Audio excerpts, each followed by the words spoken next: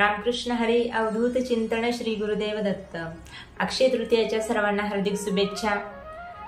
आज आपल्याला आपल्या धनस्थानामध्ये ठेवण्यासाठी म्हणजेच तिजोरीमध्ये ठेवण्यासाठी एक पोटली आपल्याला तयार करायची आहे आणि ती सेवा आपल्याला आज किंवा आज जर जमलं नाही तर कोणत्याही पौर्णिमेला किंवा शुक्रवारी ही सेवा आपण करू शकतो।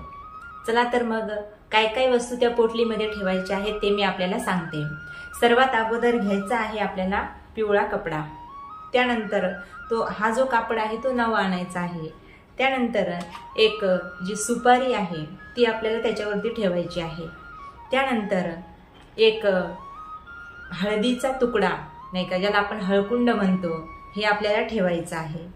हे झाल्यानंतर दालचिनी जी आपण आपल्या मसाल्यात वापरतो, ही दालचिनी आपल्याला या कपड्यावरती ठेवायची आहे।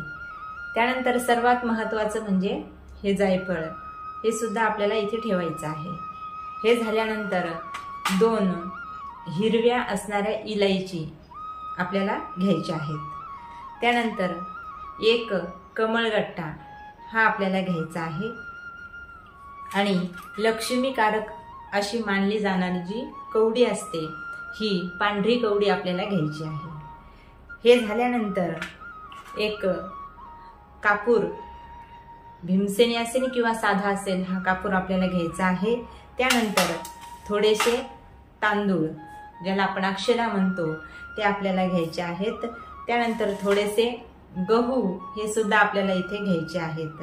हे सर्व झाल्यानंतर 1 रुपयाचा शिक्का हा आपल्याला इथे घ्यायचा आहे आणि जे चंदनाचं किंवा गुलाबाचं अत्तर आहे याने या सर्व वस्तूंना असा गोल घेरा करायचा आहे।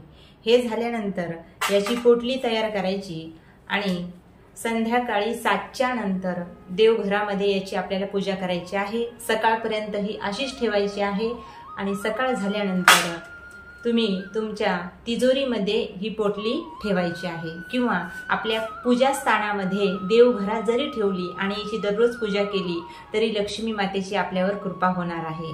म्हणून ही सेवा अगदी सोपी साधी आहे, एकदाच करायची आहे आणि ही सर्व सेवा करताना ही एक वस्तू ठेवताना एक मंत्र आपल्याला जप करायचा आहे। तो मंत्र कोणता आहे तर ओम श्रीम नमः याचा जप करायचा आहे आणि पूजा करताना 108 वेळा या मंत्राचा जप करायचा आहे।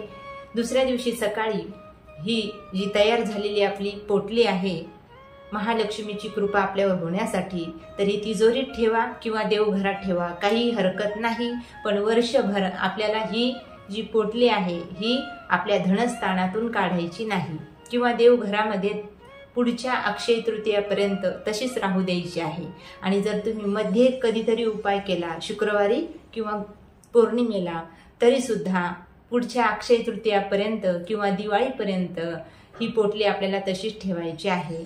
तर सोपी सेवा आहे, नक्की करा। रामकृष्ण हरी अवधूत चिंतन श्री गुरुदेव दत्त।